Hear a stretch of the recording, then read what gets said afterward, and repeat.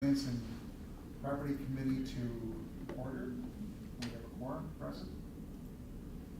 I will call the Portage County Finance Committee to order for Wednesday, September 14th. And everybody is either online or in person. We move to the Pledge of Allegiance. Pledge Allegiance to the flag of the United States of America and to the republic for which it stands, one nation, under God, indivisible, with liberty and justice for all. Liberty and justice for all.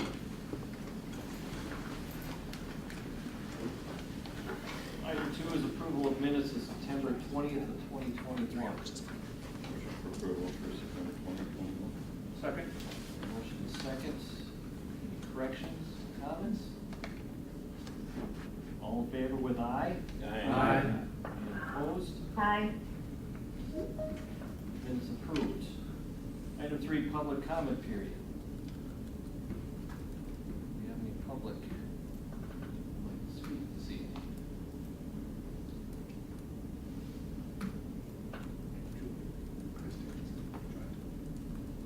Who did? Chris Dickinson. Chris Dickinson. Oh.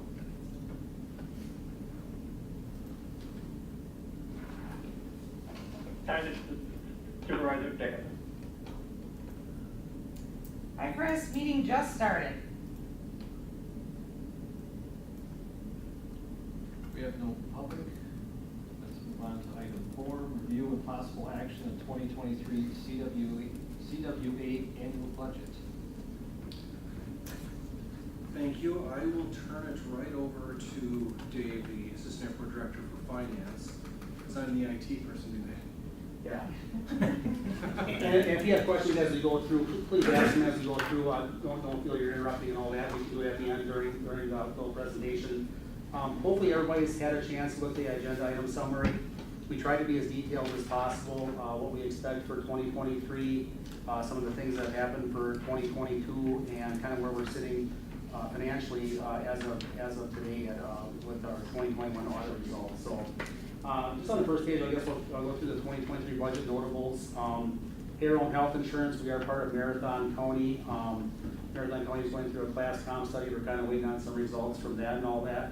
Once those final numbers are in, Marathon County always uploads those numbers. Usually typically as the budget season winds down in November, those final numbers will be put into our budget. So what we have budgeted, as you can see in there, 0% increase in health insurance, 8% wage increase across the board, and 5% is estimated for dental insurance. So at this point, that's what we were given, and we're going to go along with that until we get final numbers from Marathon County. So next item, debt service payments for 2023, total of $535,662.50.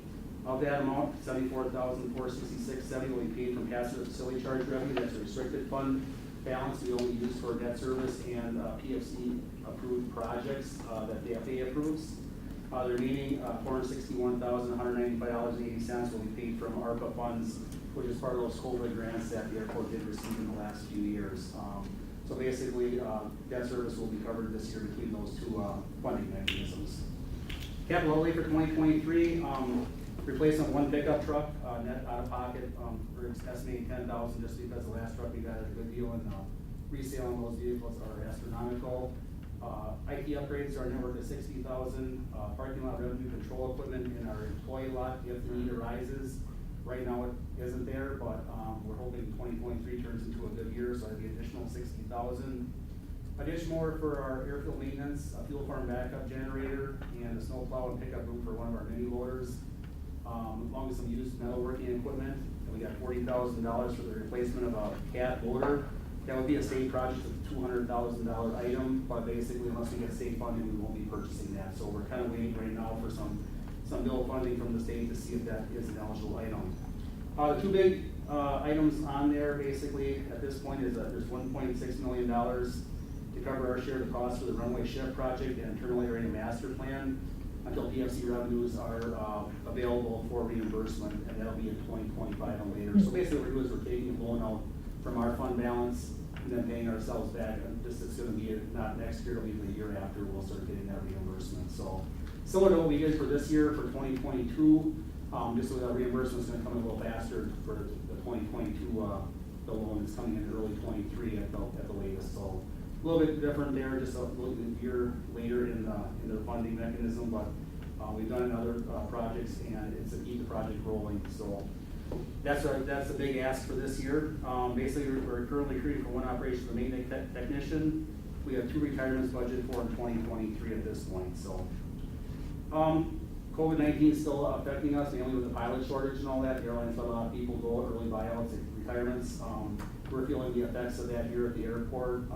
You can see our employment numbers are down from last year, and there's not a big increase for the rest of this year. We're hoping 2023 is much better. But at this point, we're budgeting very conservatively and trying to be realistic with the 2 airlines we do have. They both said we're gonna get increased numbers, but once again, that hasn't materialized yet. We're not exactly sure of the exact number that actually is gonna turn into, so. Expenses for 2023, similar on that, contractual services, HVAC maintenance it's an ongoing thing. Everything's getting more complicated, computerized. Runway painting, we're looking at contracting some of that out with their newer runways and all that. It's just, it's a very cost intensive process, and honestly a very expensive thing with the paint procurement nowadays. It's just something we're gonna look at doing possibly as contracting that out. And another big increase potentially, we had budgeted additional $16,000 in a marketing campaign. If you're not aware, we did get a small community air service development grant of $900,000 on August 4th. Trying to lure a low-cost carrier here, an ultra-low-cost carrier such as Sun Country, Breeze Airways, or something to that effect. So if and when something would sign on with the airport, that additional $16,000 would be available for marketing and new airline service to wherever that may be and all that. It would be a new destination. So at this point, there's nothing in the pipeline for sure on that. But once again, if it does materialize, that extra $16,000 is part of our program to receive that grant. As you may remember, Marathon and Portage County did contribute $300,000 collectively toward this 300. It could be 4 if you want, with 100,000. So 300,000 basically, it's split, I think it was 105 from Portage County, and the balance from Marathon County is committed to this process, so. And then basically, other capital improvements, basically we're kind of going back to that $1.6 million fund balance loan from our fund balance. We got $18 million runway shift project that's on the books, and bids have been received. We're just waiting for grant awards to actually issue that grant and issue that project notice to start. So we're waiting on the FAA for some final numbers and final grant awards, but to keep that ball rolling and all that, we're basically asking for that $1.6 million, $750, which would be for the local share for that runway shift, and then basically $850,000 for the terminal area master plan, which at this point is something very critical for us for future planning for the airport, because we have experienced a lot of growth here in the last 2 years with hangar development to the east especially. So, questions so far on anything that we covered, or further explanation? Debt service update. We're not anticipating any county issue debt for 2023, and none at this point for 2024. Both the general obligation debts are issued and held by Marathon County. Portage County currently doesn't hold anything for the airport. Balances for 2024 and beyond, you can see there, we're just a little over $3 million total owed at this point on all the infrastructure improvements that have been put in here in the last 8 years.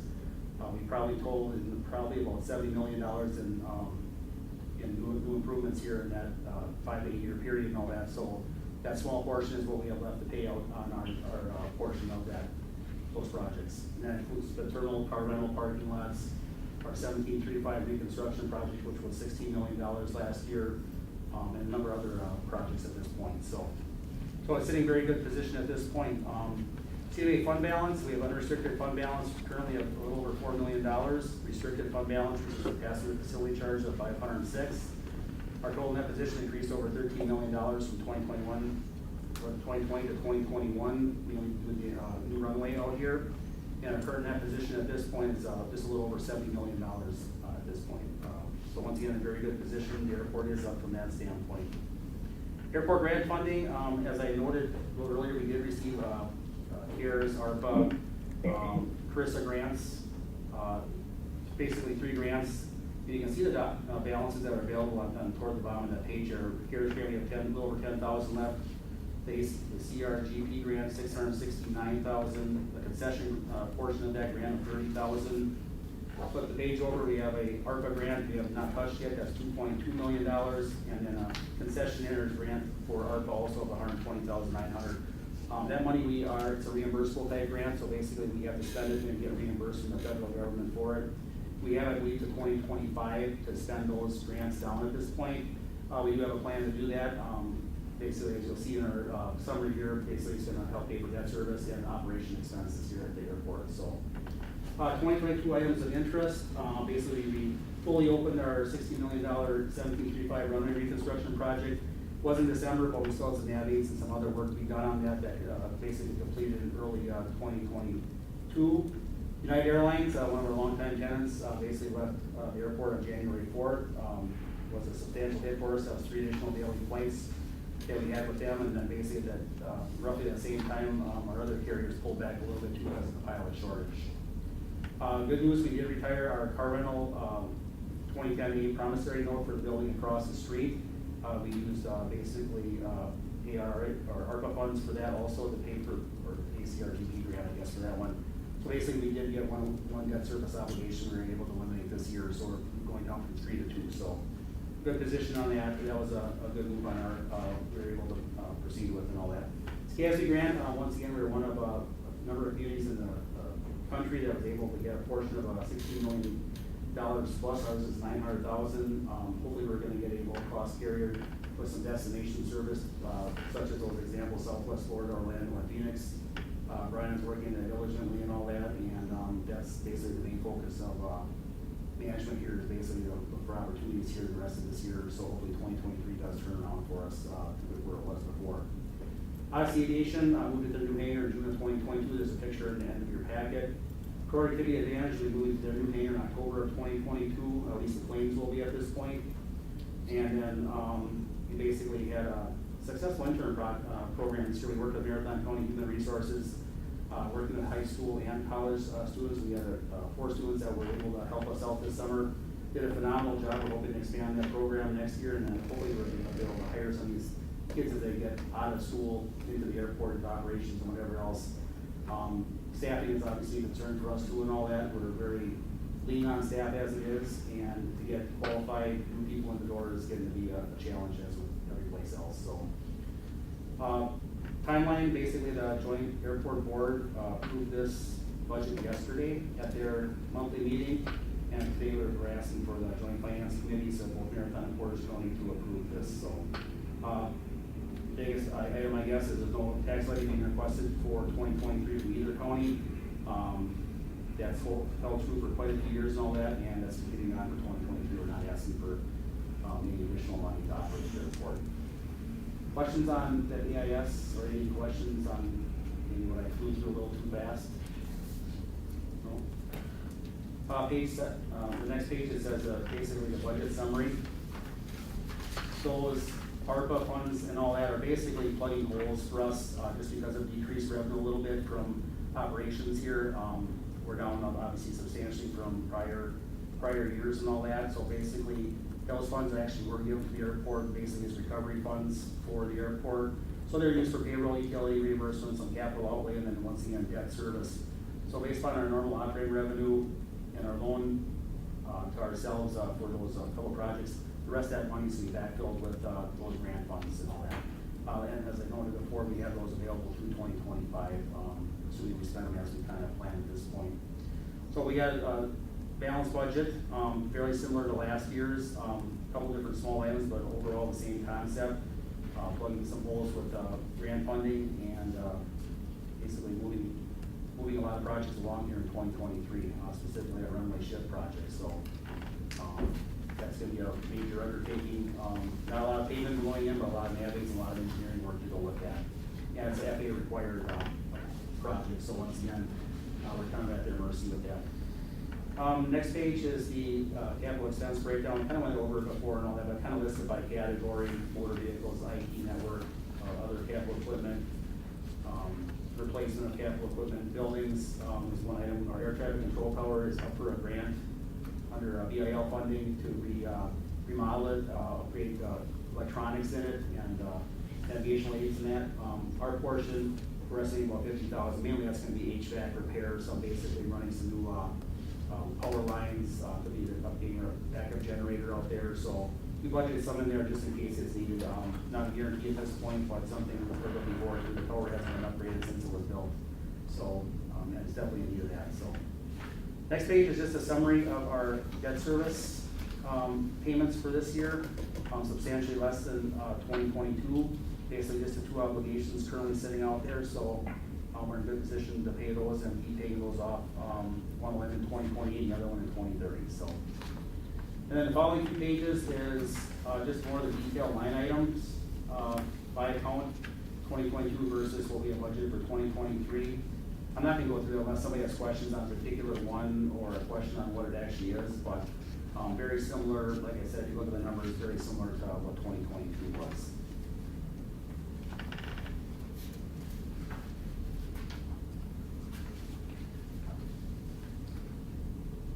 And all subject to change, obviously, depending on how the year operates. We're hoping for another carrier for next year. If you have any questions, I guess the next page is a passenger facility charge revenue graph. It just shows basically the trend we're in right now. COVID hit and basically traffic dropped substantially. We're still in the rebound stage a little bit and all that, but once again, as the payments pick up here, that revenue correlates directly to that increase in revenue or decrease in this case for this year. Next is the plane passenger history chart. As you can see, doing very well through 2019. Actually, 2020 would have been a record year for us based upon additional enplanements, projections and all that. We actually would, I think 2008 or 9, we had 160,000 enplanements, just to put that in perspective. So you can see we never quite made it back up to that with the Great Recession. And obviously where we're sitting currently at this point, we're not gonna make that this year, obviously. So we're hoping for a good year next year with additional carrier. And the following few pages are just pictures of our new runway that was reconstructed last year. A couple aerials that our engineer took when it was up flying. Next page is our, not a new Aspirus hangar, but it was Ascension. Prior to Aspirus building, they basically put new science and got a new wrap on the helicopter and all that. So just a picture of that. Productivity advantage is the other picture, which is our largest hangar out on to the east out here that will be opening in October.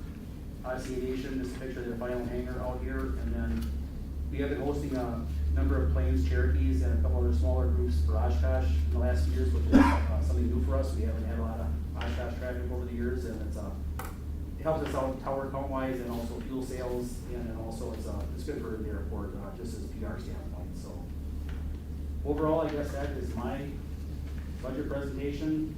I'm happy to answer any questions, or Brian is too also on just budget questions, or I guess state of the airport, if nothing else. Yes.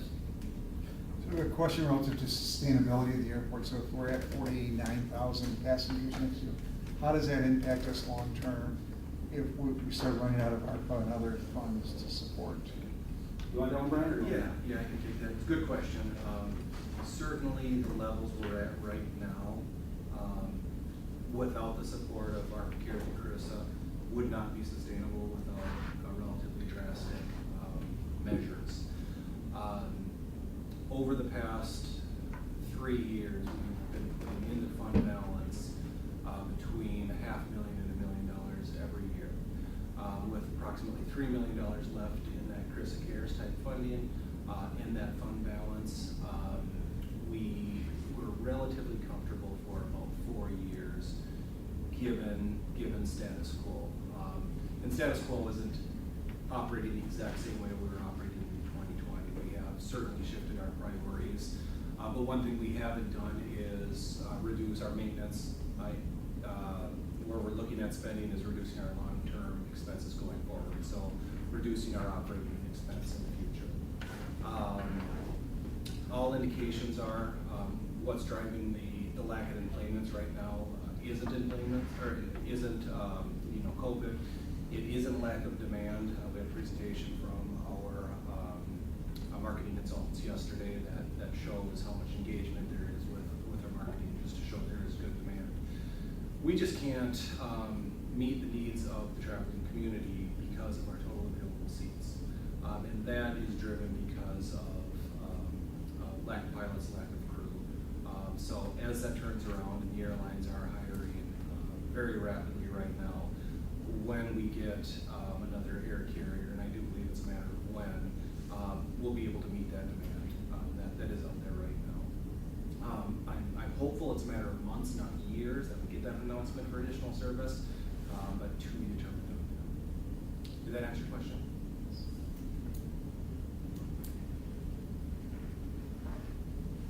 We were in a similar position in 2009 and rebounded quite well. It's kind of like stay at the school, we're on a little roller coaster ride again, and I think the only place we can go is up at this point, so. Yeah, I guess, Brian, my question was similar to John's in that, you know, we're using ARPA in 2022 of 802,000, in 2023, we're budgeting 1.14 million for the same. I mean, sustainability of that is not long-term. Is there any discussion with the current carriers as far as seat availability, as far as changing the aircraft size? Because obviously, you know, most of the aircraft leaving are full to the max. I travel enough, you know, Wisconsin Commons Association and NACO, and every plane that I've been on in the last year is literally, there's no seats available. In fact, if a flight is canceled for weather or whatever, delays in getting onto a flight is significant. Is there any discussion with the carriers as far as increasing the seat size, the plane sizes? There is, and that is an initiative outside of us pushing it by all air carriers. Tomorrow I'm meeting with American Airlines to go over that topic exactly. And quite honestly, upgauging aircraft, more seats helps with the pilot shortage. Same number of pilots to fly, larger aircraft. So that is an initiative. I know different contracts are being struck with regional airlines to provide exactly that and more seats. So yes, it's a focus area, and quite honestly, just filling or being able to fly the inventory of planes that are out there right now are an initiative. So again, I think and hope it's a matter of months where we see this start to turn around. To Dave's point, where we fell, our plane was dropped off relatively quickly, but it was somewhat behind the national carriers. Our recovery is the same way. We generally will recover slower than the larger carriers. They put their resources and their money into large communities just because of the economic impact of larger communities. But I think we're right there. We're next on that list to see that additional service. Good question.